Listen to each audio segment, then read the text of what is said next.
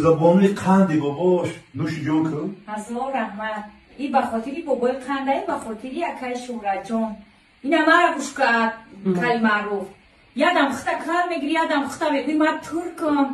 این بابای قندی ما کو ایبرار بگی فهمیدی؟ ما زنهای تاجیک دیدی چقدر حرمت میکنه، چقدر مهمانداری میکنه، چقدر نصیحت میکنه. فیروزه بانو گفته حرمت نون که دست هزار رحمت بابای قند.